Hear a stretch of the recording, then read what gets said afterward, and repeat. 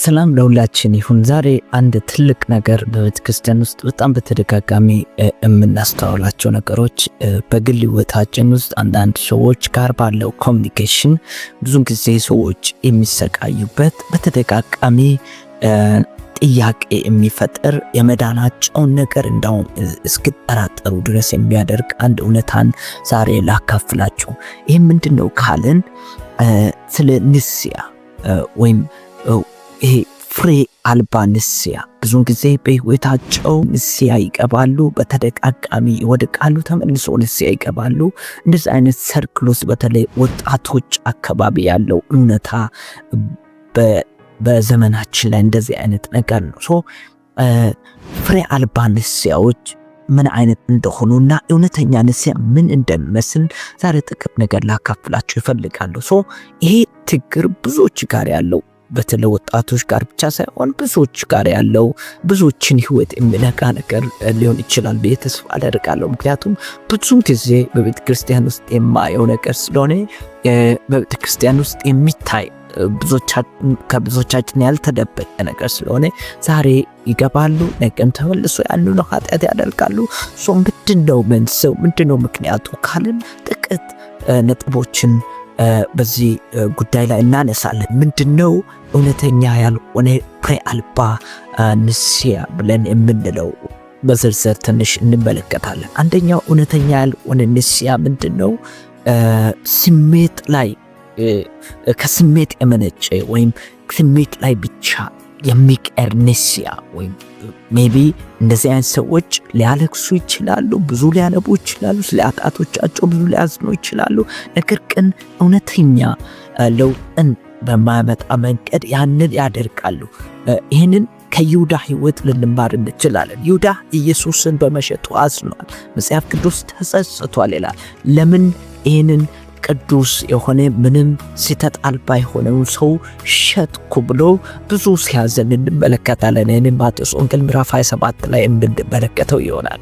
ማቴዎስ ወንጌል ምዕራፍ 27 3-5 ላይ ባለው ቦታ ላይ ይሁዳ እንዳዘነ ይናገራል፣ እንደተጸጸተ ይናገራል። ነገር ግን ያ ጸጸት ይሁዳን ወደ ንስያ አልመራም። ለምን ካልን ስሜት ላይ ብቻ የሚቀር ንስያ ስለነበረ። እንደዚያ ንስያ ወደ ለውጥ ወደ ህይወት ቀያሪ ማንነት ውስጥ ሊከተን አይችልም። እውነተኛ ንስያ ስሜት ላይ ብቻ የሚያተኩር ሳይሆን ከልብ የመነጨ መንፈስ ቅዱስ ልብንም ጭምር እንዲያድስ የሚፈቅድ ንስያ። እውነተኛ ንስያ ወደ እግዚአብሔር በሚያስጠጋ ሐዘን ይኖረዋል። ጳውሎስም ብሏል፣ ይህ እናንተ አሁን የሰማችሁት እናንተ አሁን እያዘናችሁት ያላችሁት ሐዘን እናንተን ወደ እግዚአብሔር የሚመራ የሚመልስ ነው ይላል ቆሮንቶስ ቤተክርስቲያን ምዕራፍ 7 ሁለተኛ ቆሮንቶስ ምዕራፍ 7 10 ላይ። እውነተኛ ንስያ ወደ እውነተኛ ሐዘን ወደ ንስያ የሚመራ ነው ካልሆነ እውነተኛ አይደለም። ሌላው ንስያ አይነት ምንድነው ካልን ምንጩ ላይ ሳይሆን ፍሬው ላይ የሚያተኮር ንስያ። ብዙ ጊዜ አውትፑቱ ላይ ኢፌክቱ ላይ ብቻ ውጤቱ ላይ ብቻ ኮዙ ላይ ሳይሆን ውጤቱ ላይ ብቻ የሚያተኮር ንስያ አይነት። ኢየሱስ ክርስቶስ እንደዚህ ያለ ዛፉ ፍሬ መልካም እንዲሆን ዛፉን መልካም አድርጉት ነው ያለው። ፍሬ የሚቀየረው ዛፉ ሲቀየር ነው። ዛፉ እዛ ቦታ እስካለ ድረስ ፍሬን የፈለቀ ነገር ብናደርግም ፍሬ ሌላ ነገር ሊያመጣ አይችልም፣ ሌላ ፍሬ ሊያፈራ አይችልም። you have to change inner part። ሰዎች እነዚህ በሚታዩ ባህሪያት ላይ ነው የሚያተኩሩት። እውነተኛ ለውጥ ለማምጣት እውነተኛ ንስያ ያ ባህሪ በእኛ ህይወት በእኛ ኑሮ ላይ የሚታዩ ሜቢ ፖርኖግራፊ ሱሰኞች ልንሆን እንችላለን። ሜቢ የተለያዩ ችግሮች በህይወታችን ኃጢአቶች በህይወታችን በተደጋጋሚ ሊመጡ ይችላሉ። እነዚያን ነገሮች ለማስወገድ ማትኮር ያለብን ምንጩ ላይ ነው። ዛፉ ላይ ነው ማትኮር ያለብን፣ ፍሬው ላይ አይደለም። ፍሬው ዛፉ ሲቀየር የሚቀየር ነገር ነው። እውነተኛ ንስያ ዛፉ ላይ ነው የሚያተኮረው፣ ምንጩ ላይ ነው የሚያተኮረው። እውነተኛ ንስያ መንፈስ ቅዱስ ከባህሪ በታች ያለውን ኮዙን ያንን የሚፈጥረውን ኮዙን እንዲፈውስ መፍቀድ መጋበስ መጋበዝን የሚጠይቅ ነው እውነተኛ ንስሐ። ሌላው ሶስተኛው የእውነተኛ ያልሆነ ፍሬ አልባ የሆነ ንስሐ ምንድነው ካለን የስርዓት ልብን የማይነካ ሃይማኖታዊ ስርዓት መፈጸም ነው። ይሄ በቤተ ክርስቲያን ውስጥ ብዙ በፕሮግራሞቻችን ውስጥ የምናየው ነው። ዛሬ ሰኞ ንስሐ ጊዜ ይኖረናል፣ ሮብ ንስሐ ጊዜ ነው። በተደጋጋሚ ያንኑ እያደረግን የሃይማኖታዊ ስርዓት መፈጸሚያ እንደሆነ መቀመጥ እንደዚህ አይነት ንስሐ አያመጣም። ፍሬ የሚያመጣ ንስሐ እግዚአብሔርን በከንፈሩ መጥራት አይደለም። እግዚአብሔር ከልብ መጥራት፣ እግዚአብሔርን ከልብ መጋበስ፣ እግዚአብሔር እውነተኛ መገኘት በእውነተኛው መገኘት ተቀንቶ በሕይወታችን ላይ ለውጥን እንዲያመጣ እንዲሰራልን መፍቀድ የሃይማኖታዊ ስርዓት እንደመፈጸም ጃስት በቃ እግዚአብሔር ስሜቶቻችን በቃ ክሊን ሆነ ንጹህ ሆነናል ለማለት ስሜት እንደማከም ብቻ የሚደረግ ንስሐ እውነተኛ ንስሐ አይደለም። እውነተኛ ንስሐ የምትወደውን ሰው ከልብ ማሳዘንን ከማወቅ ነው የሚመነጨው። ያ በሌለበት ቦታ እውነተኛ ንስሐ መግባት አንችልም። ከልብ እግዚአብሔርን እንዳሳዘን ለእግዚአብሔር ኮንፌስ እስካላደረግ እውነተኛ ንስሐ ማምጣት አችልም።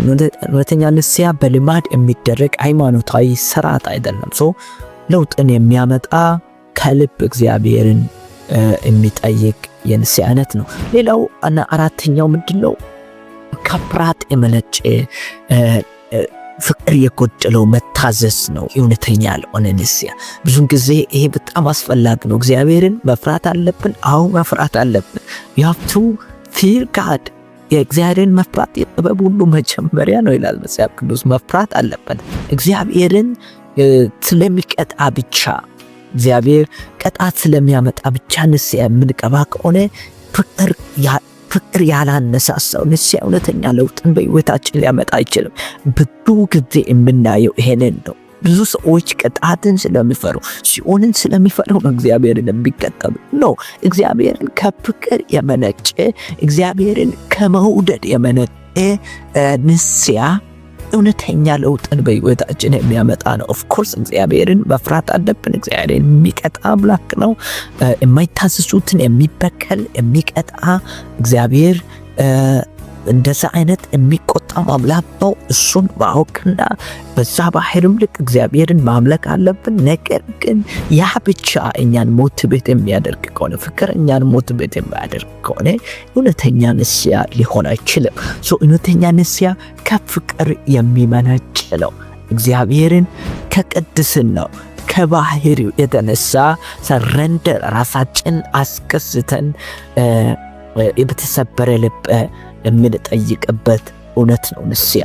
ሌላው ያ ነገር እኛን የሚያስቸግረውን ነገር ለመለወጥ ሳንወስን የምናደርገው ንስሐ ብዙን ጊዜ በጣም ከኛ ህይወት ያ ነገር እንዲወጣ አንፈልግም። እኛን የምንፈልገው ነገር እንዲወጣ አንፈልግም። ነገር ግን ያ በተደጋጋሚ ኃጢአት ላይ እንድንወድቅ የሚያደርግ ነገር ነው።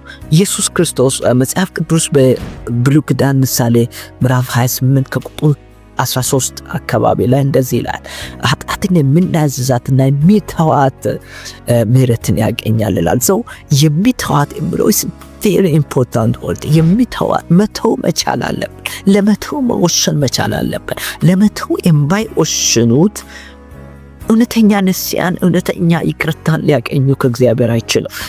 ለመተው መወሰን ኢየሱስ ክርስቶስ እንደውም እንደዚህ ያለ ቁጥጥ አለው አለ። የሚያስቸግርን ፓርት ቁጥጥ አለው። ከውስጥ ከሆነ ቁጥጥ አለው።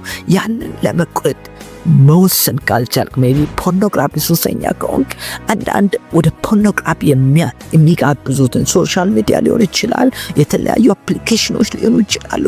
እነዚያን ነገሮችን ከህይወት ለማስወጣት ፈቃደኛ ካልሆነ ሜቢ ስልክን እስከ መተው ድረስ ካላደረሰ እውነተኛ ንስሐ አይደለም። እግዚአብሔር ጋር ያለው ፌሎሺፕ ትልቅ ቦታ ባላንተ የማይሰጥ ከሆነ እውነተኛ ንስሐ ሊሆን አይችልም። ሌላው እውነተኛ ንስሐ የራስ ተኮር አይደለም። ለራስ ክብር፣ ለራስ ስሜት አይደለም ንስያ መግባት ያለብን። ብዙም ጊዜ ጊልቲ ኮንሽስ ለሚያጠቃቸው ብቻ ነው ሰዎች ንስያ የሚገቡት። ንስያ ካልገቡ ይሄ የበደለኝነት ስሜት ስለሚያጠቃቸው ከዛ ለማምለጥ ብቻ ወይም እኔ ንጹህ ነው ንስያ ገብቻለሁ አይነት በቃ እንደዛ አይነት ስሜት እንዲፈጠር ብቻ ንስያ የሚገቡበት ነገር አለ። ነው ንስያ የምንገባው ለእግዚአብሔር ክብር ነው። እግዚአብሔር ከኃጢአት ስንላቀቅ ከኃጢአት ስንወጣ ክብር ያቀኛል በእኛ ሕይወት። ያ እኛን ሊያነሳሳ ይገባል።